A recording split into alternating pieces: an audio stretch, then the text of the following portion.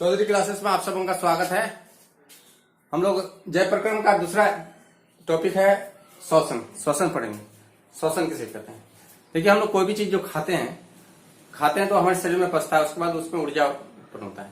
ऊर्जा उत्पन्न होने में बहुत सब उसमें जो है ना कई फेजों से गुजरना पड़ता है उसको, उस भोजन को। सबसे पहले हम ऑक्सीजन लेते हैं। ये ऑक्सीजन जाता है हमारे शरीर में, उस ग्लूकोज को विखंडित करता है। ग्लूकोज को विखंडित करके उसमें ऊर्जा उत्पन्न करता है। वो उसी प्रक्रिया में हम लोग अब इस पर ध्यान देंगे कि क्या है। यदि आप हमारे चैनल में नए हैं तो सबसे पहले चैनल को सब्सक्राइब कर दें और आने वाला हर वीडियो आपको मिलता रहे। चलते हैं श्वसन किसे कहते हैं। श्वसन वैसी क्रियाओं के सम्मिलित रूप को कहते हैं जिसमें बाहरी वातावरण से ऑक्सीजन ग्रहण कर शरीर की कोशिका में पहुंचा जाता है। तो सांस लेते हैं हम लोग, ऑक्सीजन लेते हैं, शरीर कोशिका में पहुंचा। इसका उपयोग कोशिकीय ईंधन, जो हम लोग ग्लूकोज खाते हैं, कोई भी चीज खाते हैं, जो ग्लूकोज जो बनता है वो ऑक्सीकरण किया जाता है। उसका मतलब उसका तोड़ा जाता है, उसको ऑक्सीकृत किया जाता है। कई चरणों में विशिष्ट एंजाइम की उपस्थिति में करके जैव ऊर्जा बनता है, वो एटीपी के रूप में उत्पादन किया जाता है। एटीपी के रूप में वो संचित रहता है। फिर इस क्रिया में कार्बन डाइऑक्साइड भी निकलता है, जो हमारी कोशिकाओं से बाहर निकाल दिया जाता है।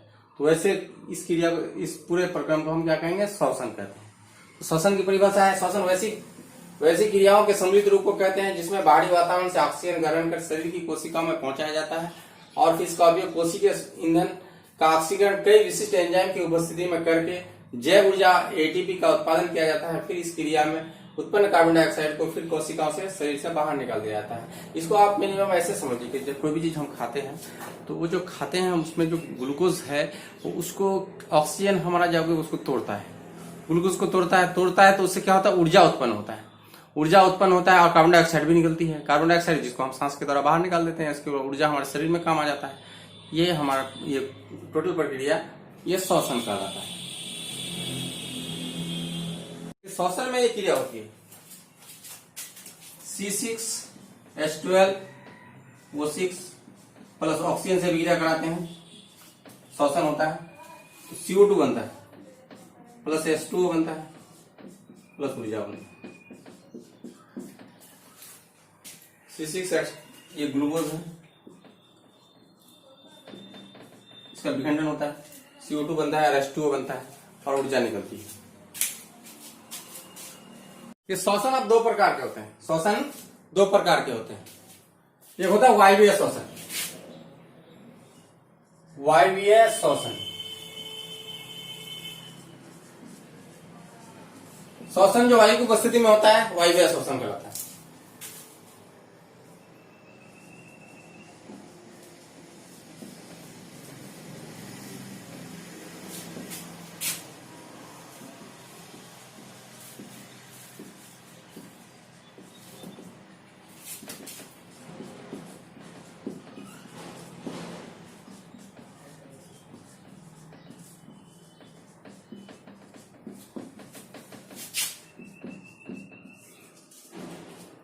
अब देखिए, ग्लूकोज हम लेते हैं,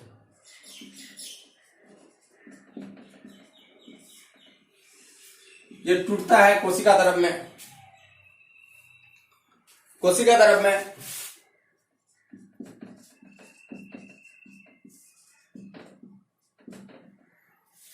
पायरुवेट बदलता है और फिर माइटोकॉन्ड्रिया में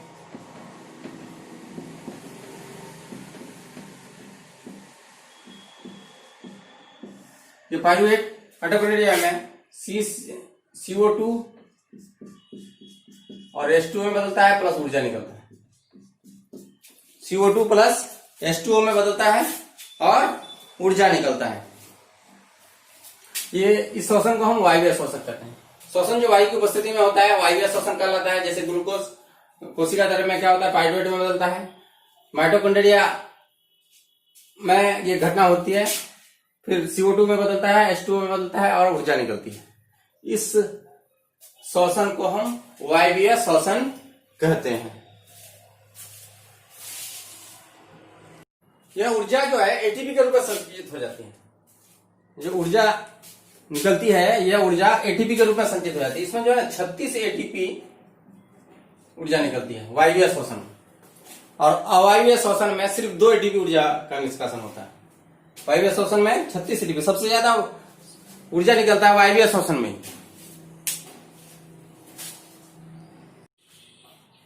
वायवीय श्वसन के बाद आता है अवायवीय श्वसन। अवायवीय श्वसन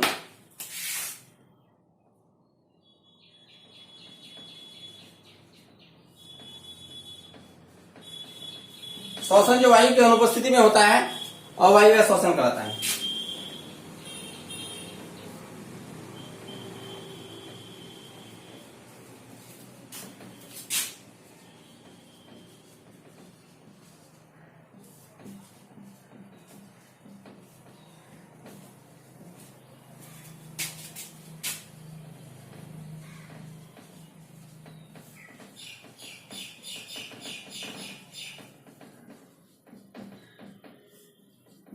अब देखिए सेम यहां लेंगे, इस लाइन को यहां तक लेंगे, हम लोग यहां तक लेंगे ग्लूकोज,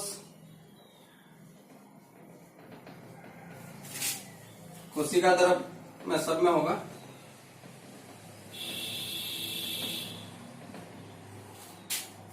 उसके बाद पाइरुवेट बनेगा।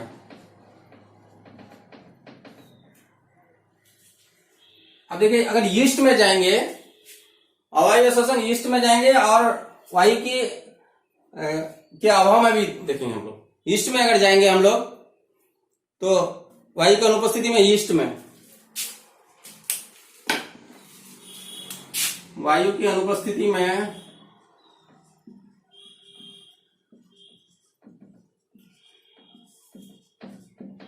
किस जीव में होता है? ईस्ट में होता है। तो इसमें बनेगा हमारा इथेनॉल और CO2। इथेनॉल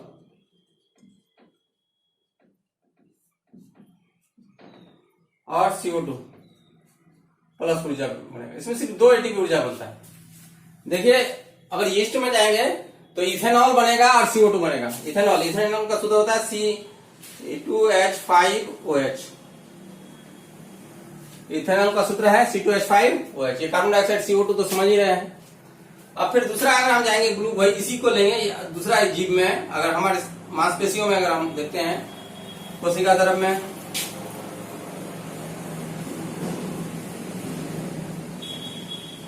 पाइरुवेट बनेगा ही ये।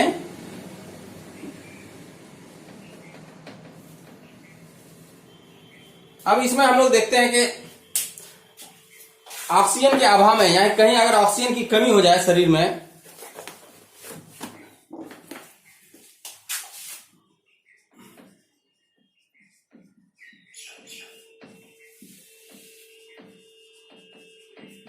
कहां होता है? हमारे मांसपेशियों में।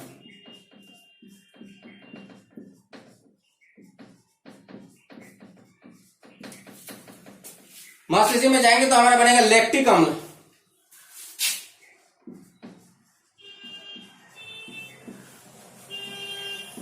क्या बनता है? लैक्टिक अम्ल बनता है। अब देखिए इसी लैक्टिक अम्ल के कारण कभी हम लोग दौड़ते हैं तो हमारे मांसपेशियों में जकड़न पैदा हो जाता है, यानी दर्द हो जाता है। ये लैक्टिक अम्ल के कारण हमारे बॉडी में जलन पैदा हो जाता है, क्योंकि वहां ऑक्सीजन की कमी हो जाती है शरीर में। ऑक्सीजन की कमी हो जाने से वो क्या लैक्टिक अम्ल बनता है। लैक्टिक अम्ल की वजह से हम शरीर जलन महसूस होता है, ऐठन महसूस होता है। अगर इसमें जाएंगे हम लोग ईस्ट में जाएंगे तो अगर तो ये सब विक्रिया बोले सकते। ग्लूकोज कोशिका द्रव में क्या होता है? पाइरुवेट में बदलता है। वायु की अनुपस्थिति में ईस्ट में होता है। इथेनॉल बनता है। इथेनॉल का सूत्र C2H5OH। आगे जाके पढ़ेंगे हम लोग CO2 और H2O ऊर्जा बनता है। देखिए हम लोग देखते हैं 3 समीकरण। देखिए ग्लूकोज कोशिका द्रव पाइरुवेट माइटोकॉन्ड्रिया में होता है जीवों में, CO2 और H2O और ऊर्जा, CO2 H2O ऊर्जा माइटोकॉन्ड्रिया में कहा था? वायु की उपस्थिति में होता है। वायु की उपस्थिति में, यानी जितने भी कोशिकाएं हमारी कोशिकाएं ना, कोशिका में माइटोकॉन्ड्रिया होता है, यानी ऊर्जा स्थल, वो यानी पावर हाउस है। माइटोकॉन्ड्रिया क्या है? सजीवों का पावर हाउस। उस प्रत्येक सजीव के प्रत्येक सेल में ये माइटोकॉन्ड्रिया होता है। तो प्रत्येक सेल में जब अभिक्रिया होगी तो क्या होता है? वायु की उपस्थिति में ही होगी। तो क्या होता है? CO2 बनता है, H2O बनता है और ऊर्जा बनता है। अब अवायवीय श्वसन में जब हम देखते हैं जो वायु की अनुपस्थिति में होता है, उस श्वसन को हम अवायवीय श्वसन कहेंगे। तो ग्लूकोज से कोशिका द्रव में क्या होता है? पाइरुवेट में बदलता है। पाइरुवेट में बदलता है, उसके बाद क्या होता है? वो मध्यस्थ उत्पाद है।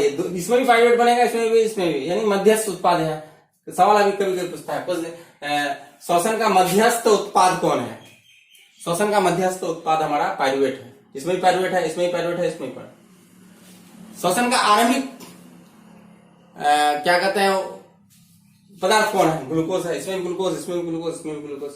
अब देखिए ऊर्जा सब में निकलता है, इसमें किसमें कम निकलता है, किसमें ज्यादा निकलता है। इसमें 2 एटीपी निकलता है, इसमें 36 एटीपी निकलता है, यानी 38। वायु श्वसन में ही सबसे ज्यादा ऊर्जा निकलता है। कुल ऊर्जा जो है एटीपी जो है ना, वो ऊर्जा की मुद्रा है। जैसे हम लोग कोई भी रुपया पैसा करते हैं, उसका मुद्रा रुपया पैसा है, तो उसी तरह उसका ऊर्जा जो जमा होता है वो एटीपी में जमा होता है।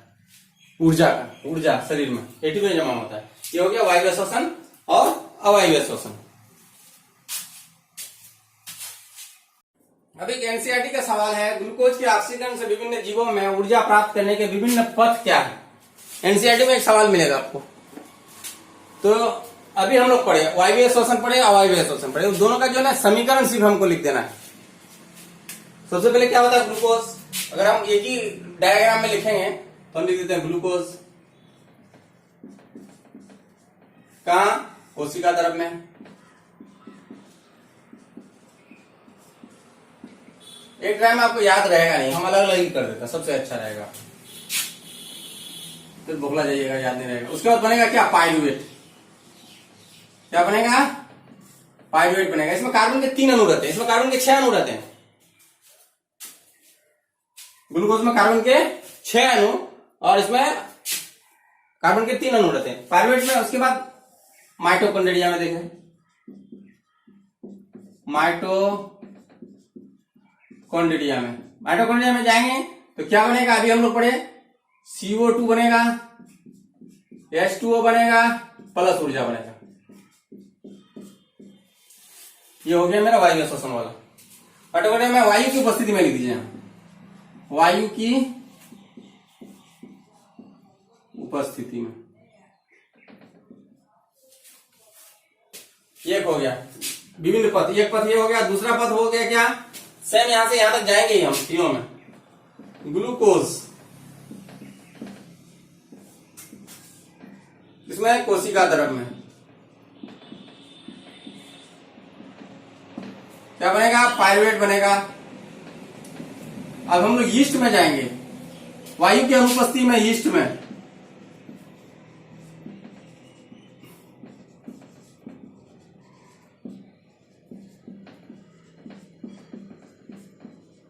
क्या बनेगा? एथेनॉल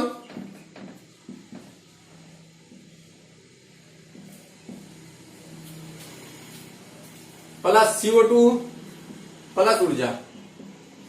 एथेनॉल का सूत्र बताए C2H5OH। अब तीसरा है हम लोग का, तीसरा पद ग्लूकोज लेंगे ही, कोशिका तरफ में जाएंगे। कोशिका तरफ में होता ही है ग्लूकोज, कोशिका तरफ में ही रहता है। उसके बाद पायरुवेट बनेगा। पायरुवेट बनेगा किसमें जाएंगे? अब हम मांसपेशियों में, वायु के अभाव में, ऑक्सीजन के अभाव में, मांसपेशियों में, ऑक्सीजन के अभाव में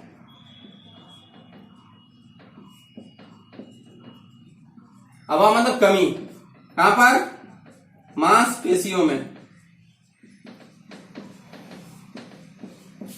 क्या बनेगा? लैक्टिक अम्ल बनेगा। लैक्टिक अम्ल बनेगा। क्या बनता है यहां? लैक्टिक अम्ल बनता है, प्लस ऊर्जा तो बनता ही है। तो ये हो गया विभिन्न पथ। एनसीईआरटी का जो प्रॉब्लम था ग्लूकोज के ऑक्सीकरण से विभिन्न जीवों में ऊर्जा प्राप्त करने के विभिन्न पथ क्या है, उसका ये सटीक जवाब। देखिए अब आता है किण्वन। किण्वन किसे कहते हैं? अभी हम लोग अनाक्षी श्वसन में देखे क्या कि पायरुवेट के विखंडन से यीस्ट में क्या होता है? इथेनॉल बनता है, कार्बन डाइऑक्साइड बनता है। उसी अभिक्रिया को हम क्या कहेंगे? किण्वन कहते हैं।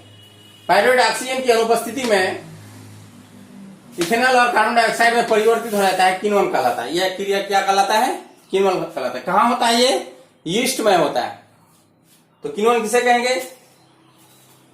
उसकी परिभाषा आप देखिए। पायरुवेट ऑक्सीजन की अनुपस्थिति में क्या करता है? इथेनॉल और कार्बन डाइऑक्साइड में परिवर्तित हो जाता है, ये किण्वन कहलाता है। ये यीस्ट में होता है। कहाँ होता है? ऐसा सवाल पूछता है, किण्वन क्रिया किस कहाँ होती है? यीस्ट में या माइटोकॉन्ड्रिया में या मांसपेशियों में? तो हम कह सकते हैं हम यीस्ट में हो। अब देखिए हम लोग को वायवीय श्वसन और अवायवीय श्वसन में अंतर पढ़ना है। वायवीय श्वसन और अवायवीय श्वसन में क्या क्या अंतर है? हम लोग पढ़े वायवीय श्वसन उस श्वसन को कहते हैं जो ऑक्सीजन की उपस्थिति में होता है, in the presence of oxygen. और वो क्या होता है? अवायवीय श्वसन ऑक्सीजन की अनुपस्थिति में, यानी वायु या ऑक्सीजन की अनुपस्थिति में होता है। इस प्रक्रिया में भोजन का पूर्ण विखंडन होता है। इस प्रक्रिया में भोजन का पूर्ण विखंडन होता है वायवीय श्वसन में, इसमें भोजन का आंशिक विखंडन होता है। इसका अंतिम उत्पाद जल और कार्बन डाइऑक्साइड है, तो हम लोग देख ही लिए। माइटोकॉन्ड्रिया में जब होता है जल और कार्बन डाइऑक्साइड, इसका अंतिम उत्पाद यीस्ट में एथेनॉल और CO2 बनता है, और जंतु पेशियों में लैक्टिक अम्ल बनता है। इसमें ऊर्जा का अधिक उत्पादन होता है, इसमें ऊर्जा का कम उत्पादन होता है। ये संपूर्ण प्रक्रिया जो है ना, इसका कुछ प्रक्रिया कोशिका द्रव में होता है, कुछ माइटोकॉन्ड्रिया में होता है। इसका संपूर्ण प्रक्रिया कोशिका द्रव में ही संपूर्ण हो जाता है। इस प्रकार वायवीय श्वसन और अवायवीय श्वसन में यह अंतर है। अब हम लोग देखना है एटीपी क्या है। अधिकांश कोशिकीय प्रक्रमों के लिए एटीपी ऊर्जा मुद्रा है, यानी ऊर्जा मुद्रा। हमारा दौलत का मुद्रा हम लोग का रुपया होता है, उसी तरह ऊर्जा का जो मुद्रा है वो एटीपी है, यानी कोशिकीय श्वसन के लिए। श्वसन प्रक्रम में मोचित जो ऊर्जा, मोचित का मतलब जो निकलता है, जो ऊर्जा निष्कासित होता है श्वसन प्रक्रम में, उसका उपयोग एडीपी तथा अकार्बनिक फास्फेट से एटीपी अणु बनाने में किया जाता है। अब एक मोल एटीपी के खंडन से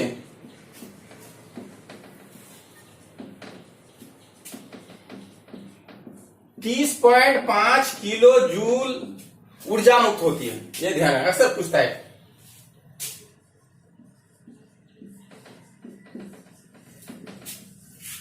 एक मोल एटीपी के खंडन से 30.5 किलो जूल ऊर्जा मुक्त होती है।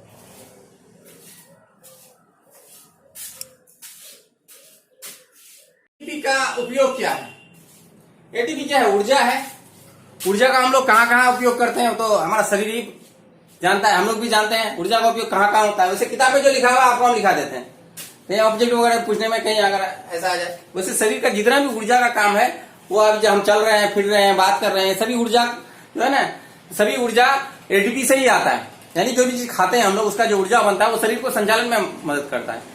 तो पेशियों के सिकुड़ने, प्रोटीन संश्लेषण, प्रोटीन का निर्माण करने में, तांत्रिक आवेग का संचरण आदि अनेक क्रियाएं, शरीर के जितने भी क्रियाएं हैं, इस सबको करने में एटीपी का अहम योगदान है, यानी ऊर्जा का अहम योगदान है। अब हम लोग को पढ़ना है पौधों में श्वसन। पौधों में श्वसन,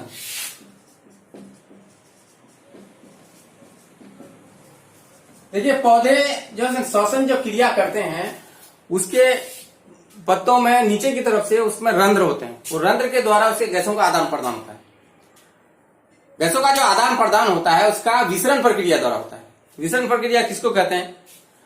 अणुओं का उच्च सांद्रता वाले क्षेत्र से निम्न सांद्रता वाले क्षेत्र में गमन करना, उसको विसरण कहते हैं हम लोग। अणुओं का उच्च सांद्रता वाले क्षेत्र से निम्न सांद्रता वाले क्षेत्र में जब कोई अणु गति करता है उसको विसरण कहते हैं। जैसे अभी हम यहाँ पर अतर लगा लिए तो इस रूम के दूसरे कोने में भी अतर का खुशबू पहुंच जाता है। यहाँ अतर का सांद्रता अधिक है, वहां कम है, तो वहां पहुंच जाना यह विसरण कहलाता है। उसी तरह जैसे बाहर में कार्बन डाइऑक्साइड है, उसको ऑक्सीजन है तो उसको वो अंदर ले लेता है, और फिर उस श्वसन प्रक्रिया द्वारा वो फिर उसको कार्बन डाइऑक्साइड छोड़ता है। दिन को क्या करता है? वो दिन को कार्बन डाइऑक्साइड छोड़ता नहीं है, रात को ही कार्बन डाइऑक्साइड छोड़ता है। दिन को वो कार्बन डाइऑक्साइड जो श्वसन में लेता है उसको वो खाना बनाने में उसका इस्तेमाल कर लेता है। खाना बनाने में यानी प्रकाश संश्लेषण करने में उसको इस्तेमाल कर लेता है। देखिए हम लोग पौधों में श्वसन पढ़ रहे हैं, अभी पढ़ रहे हम लोग पौधों द्वारा गैसों का आदान प्रदान रंध्र द्वारा होता है, रंध्र द्वारा करते हैं। वो मतलब उसके अंदर जो छोटे छोटे सुराख होते हैं यानी छिद्र होते हैं, उसके द्वारा वो गैसों का आदान प्रदान वो करते हैं। पौधों में CO2 गैसों का आदान प्रदान विसरण प्रक्रिया द्वारा होता है। किस प्रक्रिया द्वारा? विसरण प्रक्रिया द्वारा। अभी विसरण हम समझाए, अणुओं का उच्च सांद्रता वाले क्षेत्र से निम्न सांद्रता वाले क्षेत्र में गति करना, गमन करना विसरण कहलाता है, उसको भी हम लिख देते हैं।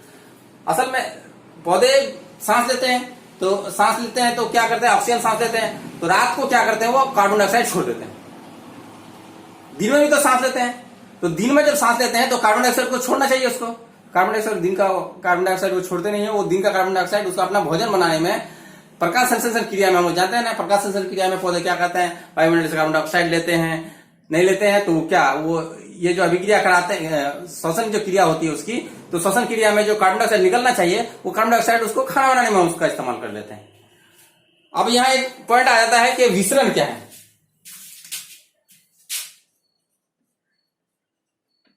अणुओं का उच्च सांद्रता वाले क्षेत्र से निम्न सांद्रता वाले क्षेत्र में गमन करना विसरण कहलाता है।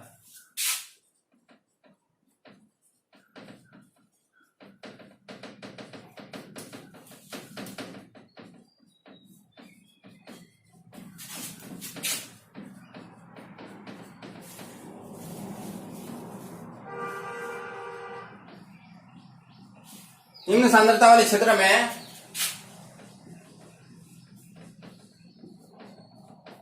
गमन करना क्या कहलाता है, विसरण कहलाता है।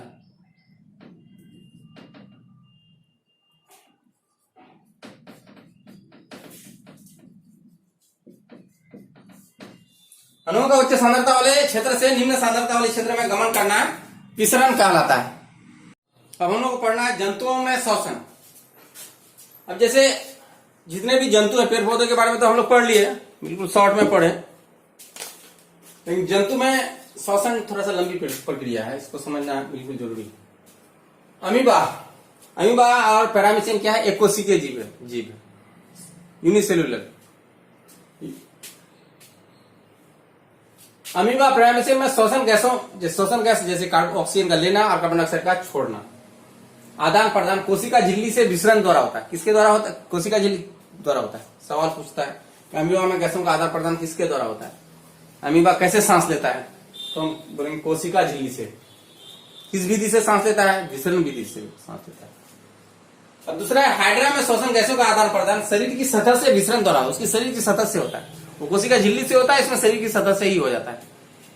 अब हम लोग पढ़ेंगे जैसे इंसान है, इंसान में श्वसन कैसे होता है, उसके बाद मेढक है, इसमें श्वसन कैसे होता है, उसके बाद हम लोग देखेंगे पक्षियों में श्वसन कैसे होता है, उसके बाद टिड्डा वगैरह में श्वसन कैसे होता है, मेढक में श्वसन कैसे होता है, इसके बारे में भी हम लोग विस्तृत रूप से चर्चा करेंगे कि मछलियों में श्वसन कैसे होता है, ये भी चर्चा करेंगे। अब देखिए हम लोग को जंतुओं में जो श्वसन होता है किस किस भाग से होता है, इसके बारे में हम लोग चर्चा करना जरूरी है। श्वासनली या ट्रेकिया से होता है तिलचट्टा और टिड्डा में। गिल्स यानी गलफड़ा से मछली और झींगा या सीप में गिल्स के द्वारा श्वसन होता है, मतलब सांस लेता है, होता है। फेफड़े द्वारा होता है, मेढक में होता है, मेढक यहाँ भी है, त्वचा द्वारा भी मेढक में होता है। मनुष्य में, सांप में, कछुआ में, मगरमच्छ में, उच्च वर्गीय जंतु जितने हैं जिसमें वायवीय श्वसन होता है उसमें फेफड़े के द्वारा वो लोग सांस लेते हैं। त्वचा के द्वारा मेढक, केंचुआ और जोंक। मेढक को आप देखे होंगे कभी कभी जमीन के अंदर घुसा रहता है, तो वो क्या, उस स्थिति में वो क्या करता है, त्वचा से सांस लेता है। केंचुआ को देखते ही होंगे, हैं, वो अपना त्वचा से सांस लेता है। जोंक, जिसको आम भाषा में जल्लू भी कहते हैं, ये भी त्वचा से सांस लेता है। अब हम लोग को पढ़ना है मानव श्वसन तंत्र। ठीक है, श्वसन क्रिया में भाग लेने वाले जो अंग हैं ये सभी सम्मिलित रूप से श्वसन तंत्र का निर्माण करते हैं। जैसे हमारे श्वसन क्रिया में भाग लेने वाले कौन कौन है, नाक हो गया, गला हो गया, लैरिंक्स हो गया, ट्रैकिया हो गया, लंबी लड़ी को ट्रैकिया कहते हैं। लैरिंक्स मतलब जहां से आवाज निकलता है मेरा, कंठ जिसको भी कहते हैं, फेफड़ा, ये सभी सम्मिलित रूप से मानव श्वसन तंत्र कहलाते हैं। श्वसन क्रिया में भाग लेने वाले अंग नाक, लैरिंक्स, ट्रैकिया, फेफड़ा, ये सभी सम्मिलित रूप से श्वसन तंत्र कहलाते हैं। अब हम लोग को पढ़ना है मानव श्वसन क्रिया विधि। मनुष्य में वायु नाक से प्रवेश करता है, शरीर के अंदर प्रवेश करता है, उसके बाद इसके महीन बाल और ये सलस्मा के द्वारा वो जो है ना उसकी जो अशुद्धियां रहती है वो यहीं अटक जाता है। उसके बाद वो शुद्ध होकर कहा जाता है नाक के अंदर से प्रवेश करते हुए फेफड़ा में जाता है। फेफड़ा में जाता है तो फेफड़ा के अंदर क्या है, उसके अंदर वायु की छोटी छोटी नलिकाओं में विभक्त हो जाता है, छोटी छोटी नलिका में वो विभक्त हो जाता है, जैसे गुब्बारे के जैसा विभक्त हो जाता है। उसी को कुपिका कहते हैं। उसको क्या कहते हैं, कुपिका। वायु फुफ्फुस के अंदर ही रुधिर में प्रवेश करता है। ये वो यहाँ गया तो ये फुफ्फुस के अंदर ही वायु रुधिर में प्रवेश कर जाता है। यह शुद्ध वायु हुआ। अब शुद्ध वायु हुआ, उसके बाद फिर रुधिर में प्रवेश करता है। तो उसके बाद जो अशुद्ध वायु होता है फिर वो रुधिर से ही क्या कहते हैं, फेफड़े में आता है और नाक के द्वारा बाहर निकल जाता है। वायु फुफ्फुस के अंदर ही रुधिर में प्रवेश करता है और अशुद्ध वायु पुनः फेफड़े के माध्यम से बाहर निकल जाता है। इस प्रकार हमारा श्वसन क्रिया होता है। हमारे शरीर में श्वसन क्रिया इस प्रकार संभव होता है। ये कुपिका जो है ना, इसमें कुपिका का बहुत महत्व है। कुपिका क्या होता है, वो फेफड़े के ये गुब्बारे के जैसा पूरा फूल जाता है। जैसे हम सांस लेते हैं तो वो जो है ना, हमारा जो भी सांस लेते हैं, मान लेते हैं जितना ग्राम हम सांस लेते हैं वो पूरा शरीर फेफड़ा में पूरा फैल जाता है। फैल जाता है तो वायु के माने ब्लड के संपर्क में आ जाता है। ब्लड के संपर्क में आता है तो ब्लड उस ऑक्सीजन को ले लेती है, उस ऑक्सीजन को ब्लड ले लेती है और शरीर के विभिन्न भागों में उसको लेके चले जाता है। उसके बाद फिर वो शरीर से जो अशुद्ध रुधिर आता है, शरीर से जो अशुद्ध रुधिर आता है वो फुफ्फुस में ही आदान प्रदान हो जाता है। यानी कार्बन डाइऑक्साइड वाला जो ये है हवा है यानी गैस है, वो क्या होता है, रुधिर के माध्यम फुफ्फुस के माध्यम से शरीर के बाहर निकल जाता है। जब ये ऑक्सीजन हमारे रुधिर में प्रवेश करता है तो वो ले जाता कौन है उसको, शरीर के विभिन्न भागों में। शरीर से के विभिन्न भागों में ले जाने के लिए उसको हीमोग्लोबिन की आवश्यकता पड़ती है। हीमोग्लोबिन ही जो लाल रक्त कणों में पाया जाता है, जो ऑक्सीजन के लिए उच्च बंधुता रखता है, मतलब ऑक्सीजन से बहुत दोस्ती है इसको। ये ऑक्सीजन को शरीर के विभिन्न भागों तक पहुंचाता है। हीमोग्लोबिन ही ऑक्सीजन को शरीर के विभिन्न भागों तक पहुंचाता है। अगर हेमोग्लोबिन न हो हमारे शरीर में तो ऊपर से नीचे आने में, शरीर से पैर तक आने में, यानी ऑक्सीजन को 3 वर्ष का समय लग जाएगा। कितना लग जाएगा, 3 वर्ष का समय लग जाएगा। मतलब ऑक्सीजन यहाँ एक जगह से दूसरी जगह पहुंच ही नहीं सकता है बिना हीमोग्लोबिन के उपस्थिति में।